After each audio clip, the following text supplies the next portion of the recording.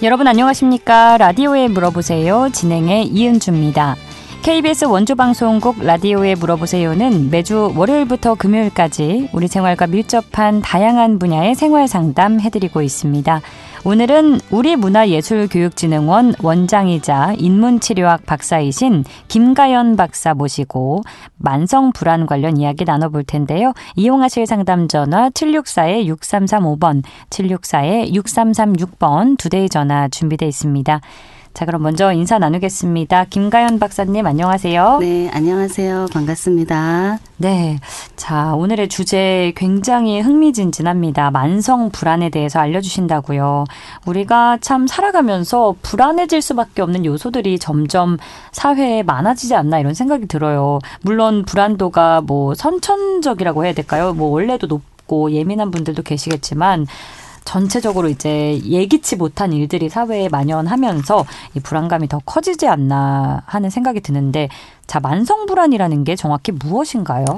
그 불안 정도가 병적인 것과 또 아닌 것으로 좀 구분될 수 있어야 될 것 같아요. 네. 그러니까 불안의 정도가 어떤 사회생활 속에서 장애 정도로 나타나는 것을 좀 살펴볼 수가 있는데요. 예. 불안한 정도가 높아서 사회에서 누굴 만나는 것도 힘들어지는 때, 이때는 사회 공포증이라고 할 수가 있고요. 예. 그리고 불안 정도가 너무 높아서 일하는데 집중이 안 돼요. 이러면은 범불안 장애라고 할 수가 있고요. 네. 불안 정도가 또 너무 높아서 숨도 안 쉬어질 때가 있어요. 이럴 땐 공황 장애라고 할 수 있죠. 네. 혹시 그런 걸 경험해 보신 적 있으실까요? 저도 좀 불안도가 높은 편인 것 같아요. 네. 그래서 아무래도 방송이라는 게 긴장감이 좀 많을 수밖에 없는 그렇죠. 네, 일이다 보니까 컨디션에 따라서 네. 불안도가 확 올라가서 호흡이 막 잘 안 될 때도 있고, 그래서 저도 내가 공황장애인가 이런 생각을 한 적이 있는데 그에 맞는 또 검사 지표가 있잖아요. 네. 근데 다행히 아니었고, 네. 근데 주변만 봐도 방송하는 분들이 특히 네. 공황장애를 많이 경험하고 있는 것 같습니다. 그러니까 공황장애가 만성 불안 중에 하나인 건가요? 네, 그 정도에 따라서 그렇게 볼 수가 있는 거죠. 네네. 그러니까 뭐 사회성 문제라든가 업무가 불가능할 정도라든가 이제 호흡곤란이 온다든가 이런 그런 장애 정도에 따라서 이게 병적 그렇죠. 불안 장애인지 그러니까 아닌지. 그렇게 되는 거죠. 저희가 지금 말씀하셨던 것처럼 방송 그 직업에 따라서도 불안을 느낄 때가 있고, 저도 이제 많은 사람들 앞에서 강의를 할 때 갑자기 숨이 쉬어지지 않고 그리고 막 손발이 막 떨리고 맞아요. 이런 경험들을 좀 하게 되죠. 그래서 사회적 불안을 경험하는 것들이 있는데 이것들이 점점 깊어지고 정도가 너무 높아지면 그것의 공황장애로서 질병으로서 또 질병으로 판단이 되기도 하죠. 그래서 일상에서 불안한 정도를 어떻게 다루어야 할까, 이런 것들을 오늘 이야기해 보면 좋을 것 같습니다. 네, 그러니까 누구나 인간이라면 불안감은 있겠지만 이게 병적인 수준이냐 아니냐에 따라서 만성 불안이다 아니다로 이렇게 판단을 할 수 있을 것 같은데, 그런데 박사님도 불안감을 느끼시고 긴장을 하시나요? 이게 불안감이 긴장감이랑도 좀 관련이 아무래도 있는 것 같은데. 걱정하고도 있을 수 있고 또 우울감으로도 연결되어 있을 수 있죠. 저희가 잠들려고 할 때 누웠어요. 누워서 잠을 청하려고 하는데 낮에 이런 일이 있었어요. 곱씹고. 곱씹게 되는데 우리 인간의 뇌는 변형계 안에 편도체가 있는데요. 그 편도체에서 불안감을 담당한다고 합니다. 그래서 편도체에서 불안감을 느끼는 순간 죽을 것 같죠.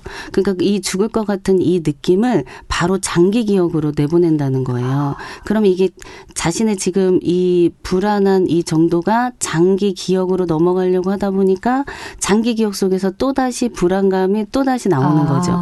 그럼 이제 이 뇌 속에서 바퀴처럼 막 돌다 보면 그 불안감이 점점 눈덩이처럼 커지는 거죠. 그러니까 밤새 잠을 못 자고 또 그게 계속 지속되다 보면 이런 병적인 증세로 이제 발전하게 되는 거죠. 그러니까 걱정이 많으면 또 잠을 못 이루고요. 또 이게 악순환인 게 잠을 또 못 자면 또 불안하기도 하고요. 그러니까 이게 수면 장애나 이런 불면증과도 관련이 있지 않나 싶은데, 그러면 만성 불안이라는 게 생기는 이유, 원인은 좀 어떤 식으로 분석을 해봐야 될까요? 저희가 사회의 영역 그러니까 사회생활하면서 어떻게 보면 네.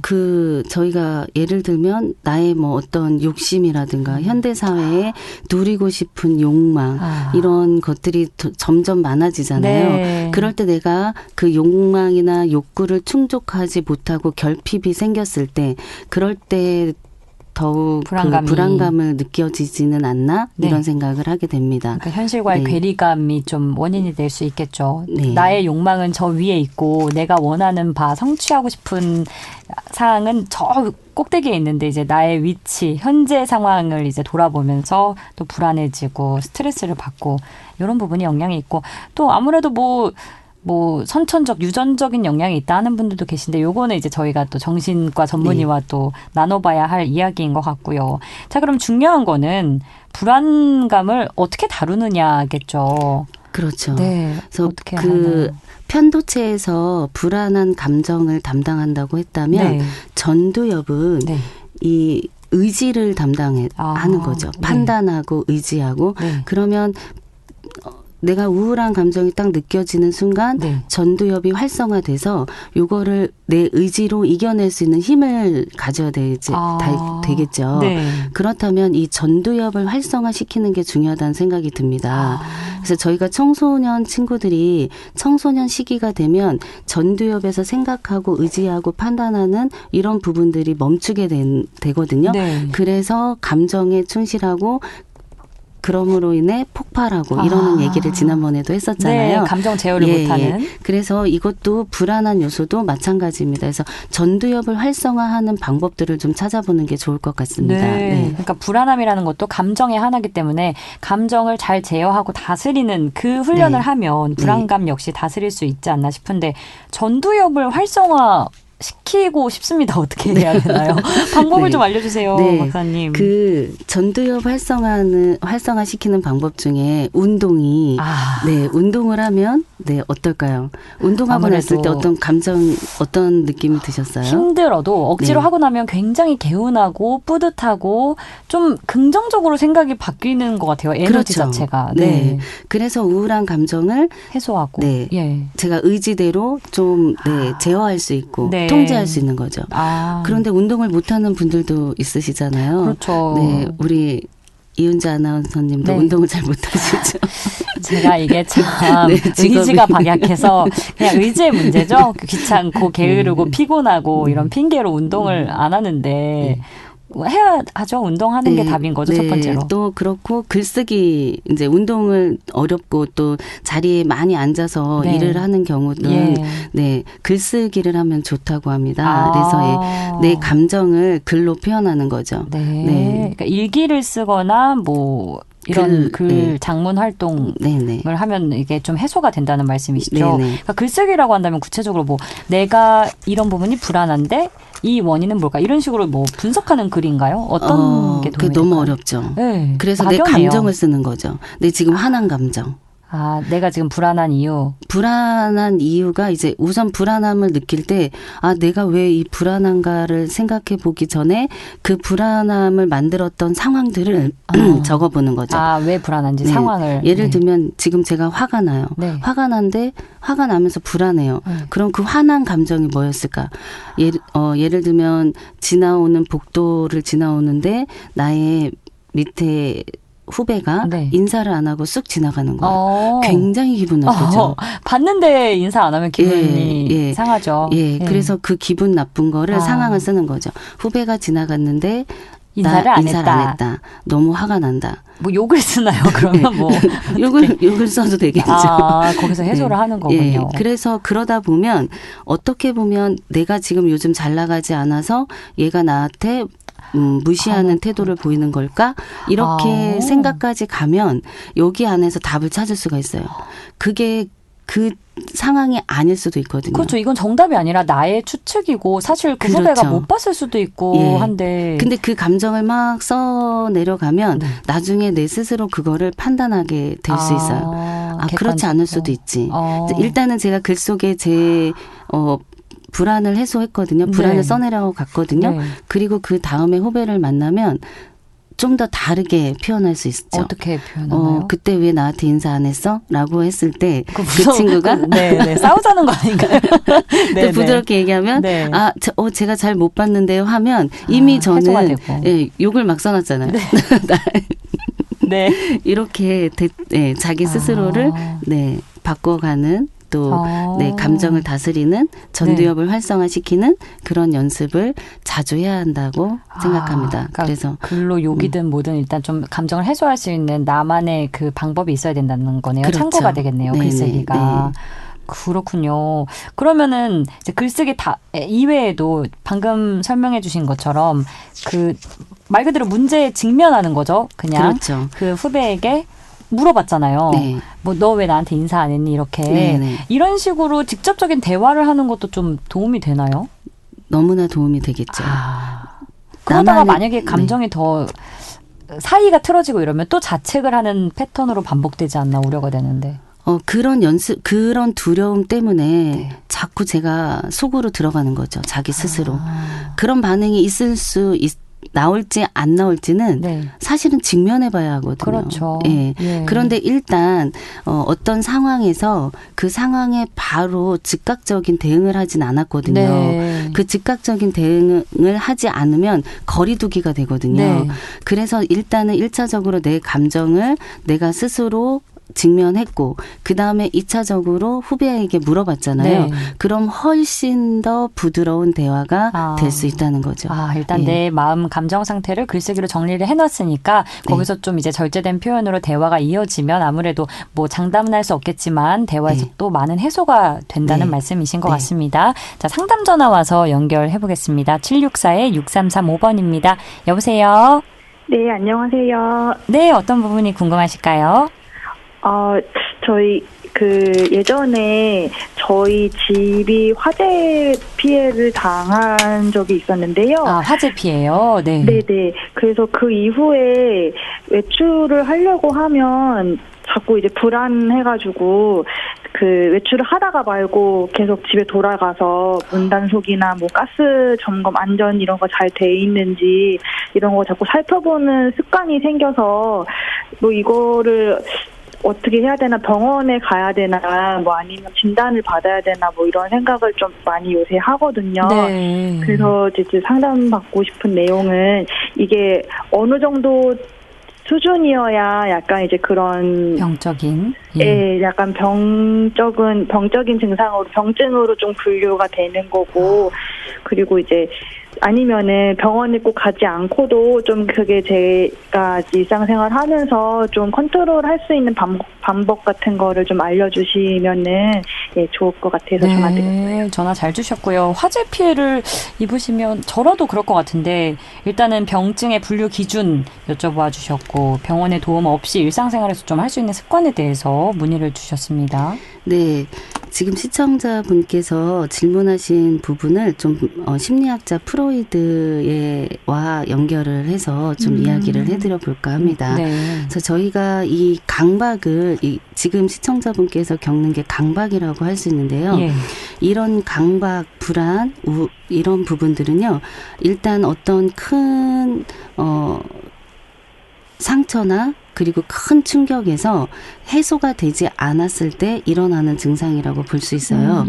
저희가 이제 내면에 너무 큰 충격은 죽을 것 같아서 기억하면 기억하고 싶지가 않은 거예요. 너무 죽을 것 같으니까. 그래서 무의식에다가 가두어두는 거거든요. 그래서 어떤 충격이 무의식에 갇혀 있다가 어떤 순간에 살고 싶다는 그 메시지처럼 위로 올라오는 거예요. 내면으로. 그 의식으로. 그러면 제가 불을 막 껐는지 확인하고 또 확인하고 돌아가서 또 확인하는 이러한 행동은 내가 예전에 10년 전에 불났던 그 큰 충격에서 아직 치유가 되지 않았구나라고 인식하는 거죠.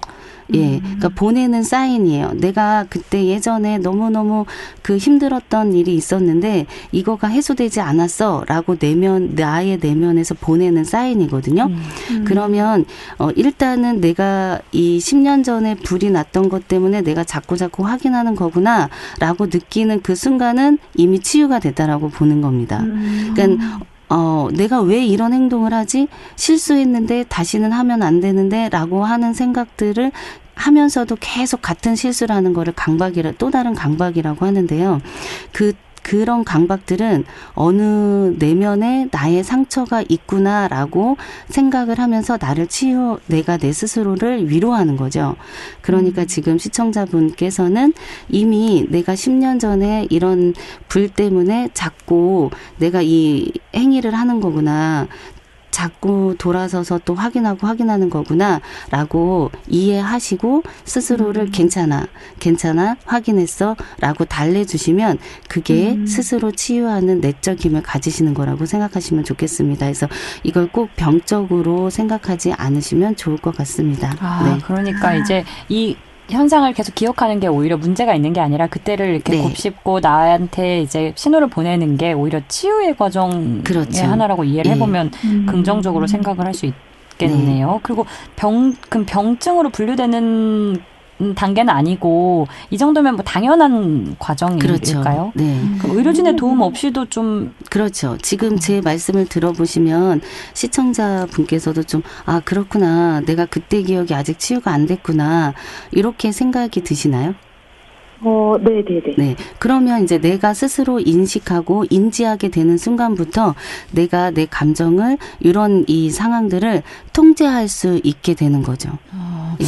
그러면은 그래도 좀 어쨌든 일상에서 왔다 갔다 계속 불 껐는지 확인을 하셔야 되고 불편을 겪고 계신 것 같은데 일상에서 좀 생활할 수 있는 개선될 만한 습관이랄 게 있을까요? 그러면 이제 예를 들면 그전에는 내가 왜 여기를 또 왔지? 이렇게 자신을 좀 타박하는 자책하는 경우가 있으셨나요? 그렇죠. 왜냐하면 한 번 간 게 아니라 막 2번씩 가고 그랬거든요. 예. 그럼 이제부터는 괜찮아. 또 올 수 있어. 좀 늦으면 어때? 그리고 나를 위로해 주는 거예요. 그게 스스로 치유하는 힘인 거죠. 약을 드시지 않아도 스스로가 스스로를 위로해 줌으로 인해 그 상처들은 치유가 되고 또 자꾸 횟수가 줄 거라고 저는 생각이 듭니다. 그래서 2번 갈 것이 1번 가게 되는 현상으로 나타날 수 있습니다. 꼭 경험해 보세요. 네, 노력해보겠습니다. 그러면 이제 스스로를 좀 다독여주는 시간이 가장 필요하다는 말씀이시겠죠. 알겠습니다. 선생님 더 궁금한 점 있으실까요? 아니요, 저 없습니다. 도움 많이 됐습니다. 감사합니다. 네, 고맙습니다. 감사합니다. 네. 라디오에 물어보세요. 오늘은 인문치료학 박사 김가연 박사 모시고 만성불안 관련 이야기 나누고 있습니다. 이용하실 상담 전화 764-6335번, 764-6336번 두 대의 전화 준비되어 있고요. 함께하고 계신 지금 시각 11시 48분 지나고 있습니다.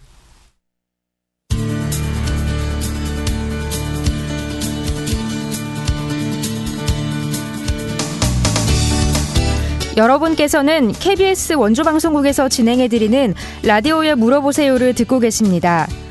라디오에 물어보세요는 매주 월요일부터 금요일까지 실생활에 필요한 생활 상담을 해드리고 있습니다. 라디오에 물어보세요. 지금 여러분의 상담 전화를 받고 있습니다. 전화 주실 곳은 764-6335번, 764-6336번입니다. 지금 전화 주시면 전문가와 바로 상담하실 수 있습니다.